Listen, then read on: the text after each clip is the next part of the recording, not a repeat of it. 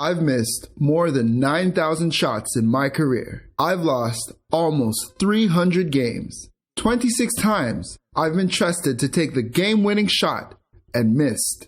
I've failed over and over and over again in my life, and that is why I succeed.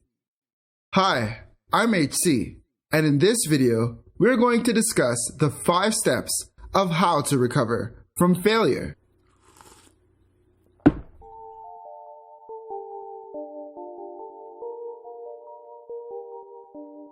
So, why is knowing how to recover from failure significant?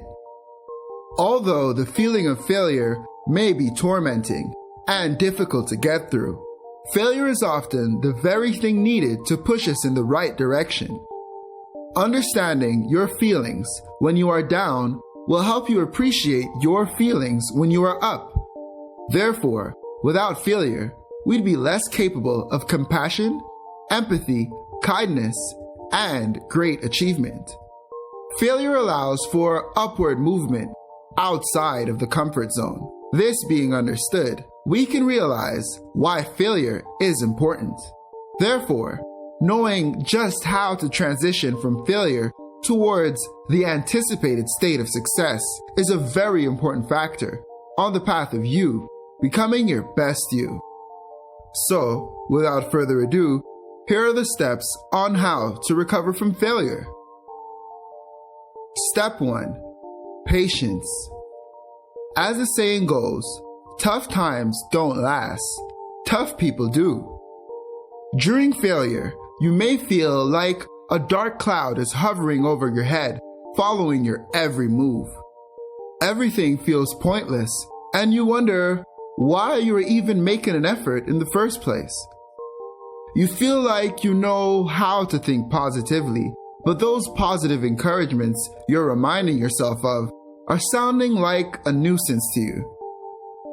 Because at this point, you don't believe them. How could you? Everything is falling apart. Even the people trying to help you start to become annoying. Always remember that this too shall pass. Remember to practice patience. Patience is an important tool in overcoming frustration. It allows us to suspend judgment long enough to make informed decisions, thus paving the path to a fulfilled life. Patience allows for you to completely evaluate a situation and avoid snap judgments that may cause even more failure. Practicing patience allows for a clearer, strategic view of what's taking place. Patience itself is less about the actual waiting and more about building the resilience necessary to change your perspective and grow from your mistakes. As said by the philosopher Aristotle, patience is bitter, but its fruit is sweet. Step 2. Remember the changes you've overcome. Remember, there was once another time when you thought it was the end, and look at you, alive, here today. You may not be exactly where you imagine you would be, or even where you believe that you should be, but there was a time when you were way farther away from your desired destination than you are now. Always remember, there was a time when you were just a baby, completely dependent of those around you. A baby that knew nothing of this world. All you could do is crawl around and cry for anything you desired and needed. Because you had no means of communicating, you depended completely on the mercy of others. Yet, before you knew it, you were walking on your own 2 feet, speaking and commanding the world around you. This example is also relative to any struggles or learning curves that you may have been through. You will not always be where you are, nor have you always been. Believe in yourself. You are more capable than you give yourself credit for. You are doing your best, and sometimes you have to remind yourself of that. You've come so far and manifested so much of what you wanted.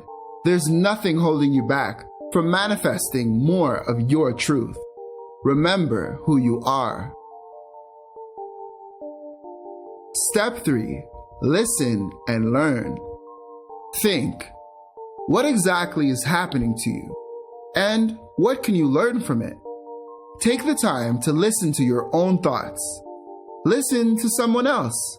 Listen to what's really going on around you. Analyze what went wrong and why. Pay attention to your feelings. Always remember, in every crisis, there is opportunity. Failure leaves clues to success. Search for them, high and low. Is it your mindset that needs changing? Are there other factors influencing the results? As said by Rob Hill Sr., trade your regret for acceptance, then heal your pain with growth and forgiveness. Learn from life and begin to live. Step 4. Be present. Failure feels terrible. The feeling of letting yourself down is bad, but often shies in comparison to the feeling of letting everyone else down, all of those people who believed in you. However, although it may sound grim, these emotions are part of your success. Do not run away from them, rather, embrace them. Be present. Focus on your senses, your breathing, your body, and become one with what you are going through. Grounding can help with being present. Grounding yourself is the process of balancing your physical, emotional, mental, and energy state, and reconnecting them. And there are a variety of exercises and breathing techniques that can help you achieve that balance. These efforts will help with anxiety, stress, and alleviating the feeling of pressure over your head, and simply aid in the realization that this is not the end. Tomorrow is another day, and every waking moment is a new opportunity to be. Always remember, failure is a lesson, and everything happens for a reason. Step 5. Try again. Not because you failed once, or even a few times, doesn't mean that you are destined to fail again. No matter how logical failing again may seem, or how inevitable failure may appear to be, understand, especially at this time, your failure is likely to be a false equivalency. As per its definition, a false equivalence is a logical fallacy, in which an equivalence is drawn between two subjects based on a flawed or false reasoning.